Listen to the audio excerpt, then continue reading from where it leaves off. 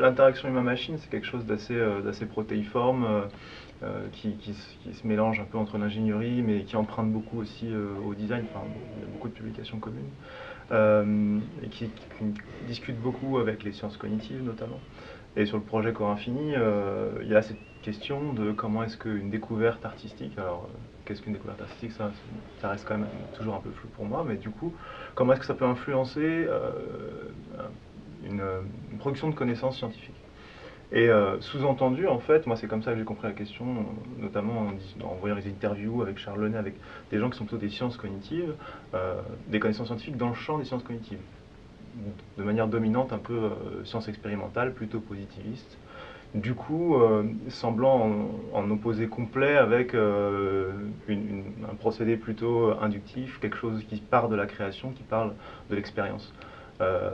Et donc ce que j'ai fait, c'est que j'ai essayé de trouver un peu dans le panel des choses qui se font, parce que dans le domaine du design ou de l'interaction de machine, il y a cette idée de mettre des mots sur des méthodes particulières, même si c'est assez réducteur souvent, ce qui pourrait permettre un dialogue un peu riche et non réducteur entre un chercheur scientifique et quelqu'un qui ferait plutôt de la recherche en art.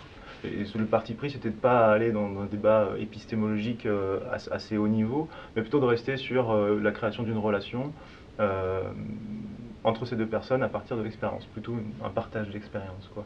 Et il m'a semblé qu'il y avait trois éléments intéressants à prendre dans certains courants de là où je travaille, qui est la question de la documentation, qui est souvent un peu mis de côté dans les projets, que moi j'ai pu voir, aussi bien scientifiques qu'artistiques.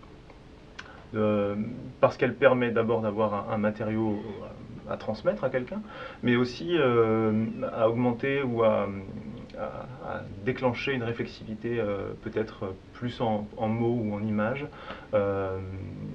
pendant le déroulé du projet. Donc il y a quelque chose, une espèce de rapport dialogique avec la documentation qui pendant, au cours du processus, permet de monter comme ça un peu en réflexivité, et en plus d'avoir un matériau qui fait sens pour chacun des membres du projet. Donc voilà, donc après je vais présenter comment, enfin deux, trois petits exemples de comment est-ce que ces gens, voilà.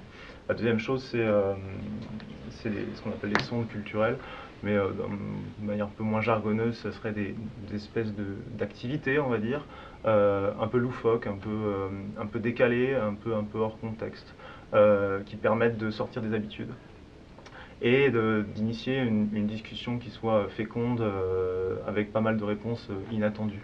Donc sur un objet comme le corps infini, il pourrait y avoir des activités autour de l'exercice du corps. Alors, c'est pas moi l'expert en danse, mais ça pourrait se faire comme ça.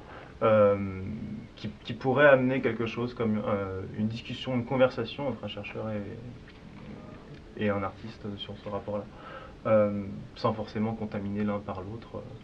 Euh, et le troisième point, et c'est un peu dans la continuité, enfin ce que j'ai trouvé moi sur les sondes culturelles, souvent amenait à la création d'objets frontières sur ces binômes en fait. Et ce qu'ils appellent les objets frontières, c'est des objets, on va dire, à interprétation multiple, où on ne va pas contraindre une interprétation unique entre tous les parties, mais où chacun va pouvoir s'en servir. Alors un objet, c'est peut être une représentation concrète ou abstraite, et chacun va pouvoir s'en servir dans sa pratique au quotidien. Elle va garder son homogénéité, malgré tout elle va être modulaire, et on va pouvoir comme ça articuler des champs complètement différents.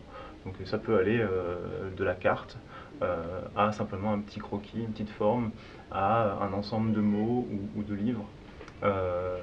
Et pousser plus loin, je pense que ça peut donner certaines choses. Je pense qu'un objet ou une série d'objets permettant des exercices au sol, par exemple, en corporel, qui peuvent à la suite peut-être pour le scientifique devenir quelque chose comme un élément de protocole parce que ça l'intéresse dans son attitude, dans son travail sur la posture, peuvent être considérés comme des objets frontières, je pense. Enfin, c'est des choses comme ça.